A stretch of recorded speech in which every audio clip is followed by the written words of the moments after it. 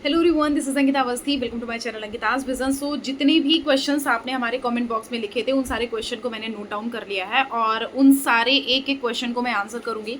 और ऐसा भी हो सकता है कि आपको जो क्वेश्चन पूछना है वो सारे क्वेश्चन आपके जो दिमाग में उठ रहे हैं उन सारे क्वेश्चन का आंसर यहाँ मिल जाए। तो आप ये वीडियो स्किप मत करना, ये पूरा वीडियो आप देखना, आपको एक एक चीज़ यहाँ पे क्लियर हो जाएगी। दिल्ली यूनिवर्सिटी से रिलेटेड जितनी भी आपके अंदर कन्फ्यूजन है वो सारी कन्फ्यूजन क्लियर हो जाएगी। प्लस दूसरी बात ये है कि अभी तक तो फिलहाल यहाँ पे सेकेंड राउंड का रिजल्ट नहीं आया है, जैसा कि मैं देख पा रही हूँ यहाँ पे हमारे। अभी मैं लैपटॉप ओपन करके ही तब से बैठी हुई हूँ। 5 बजे का टाइमिंग था, 5:30 हो चुका है, अभी तक यहाँ पे फिलहाल रिजल्ट नहीं आया हुआ है। आप लोग अपना पोर्टल एक बार ओपन करके देख लेना। अगर आपका आ जाता है तो जरा हमारे कमेंट बॉक्स में कमेंट कर देना और मुझे बता देना कि आपका रिजल्ट आया है या नहीं आया है। जैसे ही आएगा मैं आपको तुरंत एक छोटा सा शॉर्ट वीडियो अपलोड कर दूंगी, आप उसमें इन्फॉर्मेशन मैं आपको दे दूंगी।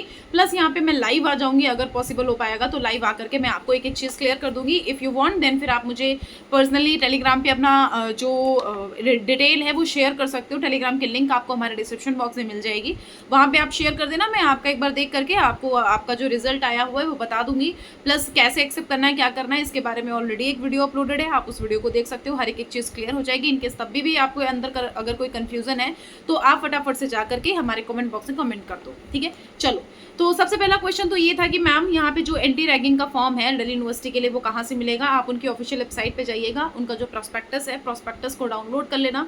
ऑफिशियल वेबसाइट पे प्रोस्पेक्टस पड़ा हुआ है, उसमें आपका एंटी रैगिंग का फॉर्म मिल जाएगा। आप वो फॉर्म निकलवा करके आप यहाँ पे सबमिट करोगे। एंटी रैगिंग मतलब देखो, यहाँ पे जब यूनिवर्सिटी में रैगिंग होती है, जैसे कि सीनियर अपना जूनियर का रैगिंग कर रहे हैं, तो उसके लिए ये फॉर्म होता है। और वैसे ऐसा रैगिंग होती नहीं है दिल्ली यूनिवर्सिटी में, क्योंकि वहाँ पे इलेक्शन वगैरह होते हैं तो सबसे वो बना के चलना पड़ता है। तो सीनियर जूनियर में बहुत ही मतलब यूनिटी रहती है, जहाँ तक का मैंने देखा है। तो मतलब बहुत सही वहाँ पे सीनियर्स मिल जाते हैं, तो ऐसा रैगिंग होती नहीं है। प्लस दूसरा क्वेश्चन कि मैम क्या दिल्ली सेफ है यूनिवर्सिटी गर्ल्स के लिए। तो देखो, यूनिवर्सिटी सेफ है। और रही दिल्ली की बात, तो जिस हिसाब से यहाँ पे माहौल अभी चल रहा है इस टाइम का, तो उस हिसाब से आपको थोड़ा अवेयर रह के चलना पड़ेगा। और ऐसा कुछ भी ऐसा इशू है नहीं, इतना ज़्यादा किसी पे ट्रस्ट मत ही करो। अपना आराम से रहो, अपना आराम से खाओ पियो, अपना आराम से कॉलेज जाओ, बस। उसके बाद क्वेश्चन आ रहा था कि मैम डॉक्यूमेंट क्या लगेंगे। देखो, 10th की मार्कशीट, आपको 12th की मार्कशीट जो सर्टिफिकेट के साथ में होती है, मार्कशीट और सर्टिफिकेट। अगर आप यूपी बोर्ड से हो तो आपको सर्टिफिकेट नहीं मिला होगा, सिर्फ मार्कशीट मिली होगी, तो आप मार्कशीट लेके जाओगे। प्लस कैटेगरी सर्टिफिकेट आपका होना चाहिए, इसी साल का अप्रैल के बाद का होना चाहिए, ये जरूर से याद रखना। 1 अप्रैल के बाद का आपका सन 2024 का कैटेगरी सर्टिफिकेट होना चाहिए। अगर आपका उसके बाद का उसके पहले होगा तो थोड़ा सा प्रॉब्लम हो सकता है, उसके बाद का होगा तो आपका कोई प्रॉब्लम नहीं होगा। प्लस आपका यहाँ पे जो CUET का स्कोर कार्ड आया है, CUET का जो फॉर्म आपने फिल किया था उसके बाद स्कोर कार्ड जो आया है वो आपको यहाँ पे लेकर के आना है। प्लस जो दिल्ली यूनिवर्सिटी का आपने फॉर्म फिल किया था वो लेके आना है। जिस लिस्ट में आपका नाम हुआ है आया है वो लेकर के आना है, जब यहाँ पे आपका ऑफिशियल फिजिकल वेरिफिकेशन होगा। तीसरा क्वेश्चन ये कि मैम फिजिकल डॉक्यूमेंट वेरिफिकेशन होगा कब। तो फिजिकल डॉक्यूमेंट वेरिफिकेशन आपका यहाँ पे फिलहाल 29 को ओरिएंटेशन के लिए बुलाया गया है। ओरिएंटेशन में एक्चुअल में फिलहाल उसका मैं अलग से वीडियो प्रोवाइड कर दूंगी, उसमें मैं आपको सब कुछ बता दूंगी। ओरिएंटेशन में एक्चुअल ये होता है कि वहाँ पे टीचर्स आते हैं, अपना इंट्रोडक्शन देते हैं, आपका इंट्रोडक्शन लेते हैं, कुछ ऐसी चीज़ें होती है, थोड़ा सा बस फन रहता है, थोड़ा सा मजा आता है और कुछ नहीं, क्योंकि पहली बार की जो चीज़ों को एक्सपीरियंस करते हैं हम लोग, तो मतलब वहाँ पे फन रहता है एक तरह से। तो टीचर्स का आपका इंट्रोडक्शन होता है और ऐसा इतना कोई खास वो नहीं होता है, लेकिन बुरा भी नहीं होता है, मतलब बहुत अच्छा होता है। फिलहाल ओरिएंटेशन आपको पार्टिसिपेट करना चाहिए और जिनका फर्स्ट और सेकंड लिस्ट में नाम आया है वो ओरिएंटेशन को पार्टिसिपेट कर सकते हैं। 29 को ओरिएंटेशन होने वाला है। दिल्ली यूनिवर्सिटी के अलग अलग कॉलेज अपना ओरिएंटेशन कंडक्ट कराते हैं और वो ओरिएंटेशन आपका मेल पे आ जाएगा। जिसको आना होगा वो अपना मेल चेक कर लेंगे। तो फिजिकल वेरिफिकेशन जो होना है वो 1 तारीख से 1 सितंबर के बाद से आपका यहाँ पे जो बच्चों का हुआ है उनका क्लासेस शुरू होने का चांस बन सकता है। 1 सितंबर के बाद ही आपका यहाँ पे फिजिकल डॉक्यूमेंट वेरिफिकेशन होगा। डॉक्यूमेंट वही कैटेगरी सर्टिफिकेट और आपका यहाँ का वो लगेगा, प्लस आपका टीसी लगेगा। आपका स्कूल से आप निकल के आए हो तो आपका बेटा स्कूल से आपको टीसी निकलवा के लेके आनी पड़ेगी। इनकेस अगर आप लेके नहीं आ रहे हो तो अंडरटेकिंग का फॉर्म आता है, आप अंडरटेकिंग का फॉर्म या फिर आप एक एप्लीकेशन लिख कर दे दोगे, तो उसके लिए आपको टाइम दे देते हैं। उसके लिए कोई ऐसा इशू करते हैं नहीं, लेकिन उसके बाद आपको 1-2 हफ्ते या फिर 1 महीने में ला करके उनको दे देना होता है, जितना वो टाइम आपको देते हैं। फिर बोला था कि मैम हम यूनिवर्सिटी जाएंगे तो आईडी कार्ड कौन सा लेके जाएंगे। तो देखो, आईडी कार्ड के लिए जो आपकी एक्नॉलेजमेंट वाली जो फीस स्लिप आती है, वो जो स्लिप आप जब फीस सबमिट करते हो तो वहाँ पे वो एक्नॉलेजमेंट वाली जो स्लिप है वो जनरेट हो जाती है, उसका प्रिंट आउट निकाल के लेकर के आना है। वो एक आईडी के तौर पे आप यहाँ पे यूज़ कर सकते हो। और ऐसे जब आप वहाँ पे जाओगे तो वहाँ पे आईडी के लिए आपको अप्लाई करना पड़ेगा। आप अप्लाई कर दोगे तो आपका आईडी कार्ड निकल के आ जाएगा। बच्चे पूछ रहे थे कि मैम यहाँ पे हॉस्टल का क्या प्रोसीजर है। देखो, हॉस्टल का प्रोसीजर ये है कि जो नोटिस आई हुई है वो नोटिस अभी मैं प्रोवाइड कर दूंगी, आप देख लेना। एक हॉस्टल की नोटिस आई हुई है, और उसके बारे में आप देख लेना। प्लस आपके नियर अबाउट में बहुत सारे हॉस्टल अवेलेबल हैं, और यूट्यूब पे मैं कई सारे लोगों को देखी हुई हूँ कि उन्होंने नंबर आपको प्रोवाइड किया हुआ है, और कॉलेज दुनिया पे भी बोला है आपको कि आप एक बार देख लेना।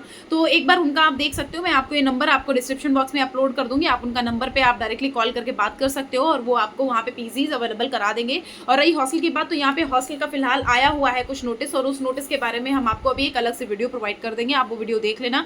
ज़्यादा बच्चों को हॉस्टल मिलता नहीं है, बहुत रेयर में ही आपका हॉस्टल्स अवेलेबल हैं, जो मतलब आपके यूनिवर्सिटी हैं, जो कॉलेजेस हैं, बहुत कम कॉलेजेस में ही हॉस्टल अवेलेबल हैं। तो आपको हॉस्टल के लिए थोड़ा सा इधर उधर भटकना पड़ेगा, आपको देखना पड़ेगा, आपको सर्च करना पड़ेगा। फिर आप पूछ रहे हो कि मैम अटेंडेंस का यहाँ पे शॉर्टेज होता है। हाँ जी, आपको यहाँ पे 70-75% अटेंडेंस तो देनी ही पड़ती है, 75 अटेंडेंस दे देना। कुछ कुछ कॉलेजेस ऐसे हैं डेल्ही यूनिवर्सिटी से एफिलेटेड जिसमें इतना इशू नहीं होता है, लेकिन आपको अटेंडेंस देनी पड़ेगी। आप अटेंडेंस 75% कंप्लीट करके आप चाहे जहाँ घूमो, चाहे जहाँ फिरो, ठीक है। फिर आपसे पूछा था कि मैम यहाँ पे कैसे कैसे सिलेबस का प्रोसीजर होता है, कैसे बुक्स वगैरह मिलती हैं। तो आपको लाइब्रेरी यहाँ पे कंडक्ट कराई गई है भैया, लाइब्रेरी में जाकर के आप अपनी बुक्स को देख सकते हो। ऑलमोस्ट बुक्स आपको वहाँ पे अवेलेबल हो जाती हैं।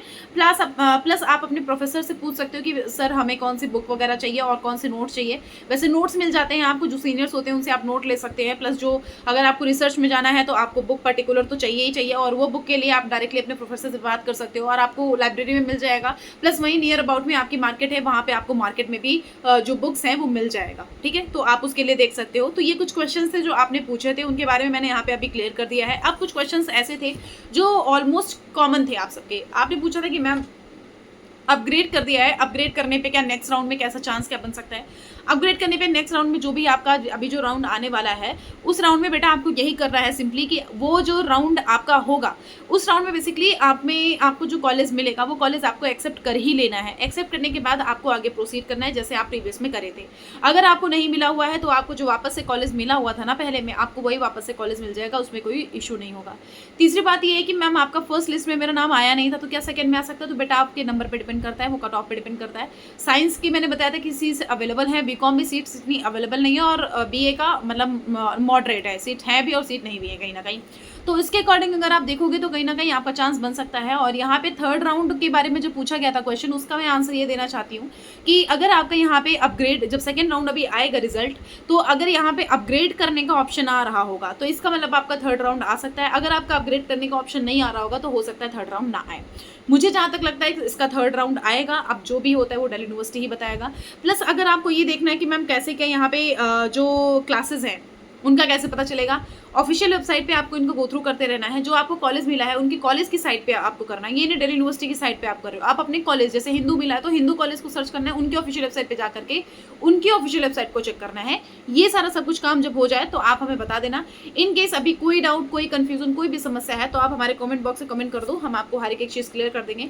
ओरिएंटेशन का एक अलग से वीडियो हम बना देंगे। बहुत सारे बच्चे ओरिएंटेशन और डॉक्यूमेंट वेरिफिकेशन में कंफ्यूज हो रहे हैं। ओरिएंटेशन एक अलग है, डॉक्यूमेंट वेरिफिकेशन अलग है। डॉक्यूमेंट वेरिफिकेशन के लिए अभी नहीं बोला गया है, ओरिएंटेशन के लिए बोला गया है। उसमें इंट्रोडक्शन होता है बेसिकली, जो फर्स्ट और सेकंड लिस्ट में जिन बच्चों के नाम आए हैं वो बेसिकली उनका ओरिएंटेशन होता है किस लिस्ट में, किस में 29 को होगा। ओरिएंटेशन में आप पार्टिसिपेट करना चाहते हो, आप आराम से पार्टिसिपेट करो, नई नई चीज़ों को जानो। इनकेस कोई डाउट रहता है तो आप मुझे बता देना, मैं आपको सब कुछ क्लियर कर दूंगी। चैनल को सब्सक्राइब कर लेना, क्योंकि मैं आपको स्कॉलरशिप से रिलेटेड और जो भी आगे यहाँ पे प्रोसेसर होने वाले हैं, क्योंकि यहाँ पे कोचिंग भी बहुत सारी कंडक्ट कराई जाती है आपके लिए। SC ST वाले बच्चे होते हैं उनके लिए भी कभी कभी कराई जाती है, तो इन सब के लिए भी हम यहाँ पे आपको इन्फॉर्मेशन देने, और स्कॉलरशिप का फॉर्म आता है तो उसके लिए आपको बहुत सारी चीज़ों को फॉर्मेलिटी बहुत कंप्लीट करनी पड़ती है, कहाँ कहाँ जाना है, कैसे क्या करना है, इसके बारे में हम आपको बताएंगे। इनकम सर्टिफिकेट कैसे क्या बनवाना है, 2 लाख से कम होना चाहिए, इन सब के बारे में हम सब कुछ डिटेल में बताएंगे। चैनल को सब्सक्राइब करते रहना और अपडेटेड रहना। Thank you so much.